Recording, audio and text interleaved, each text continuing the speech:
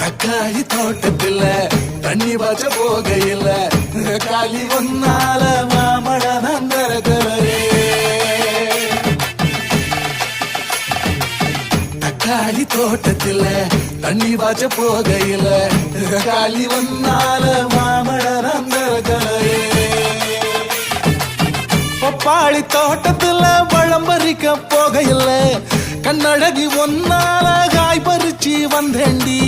Singapore சேல என்ன சுத்தி கடி மேல வந்துருச்சு வேலை நாம் போட போற மாலை.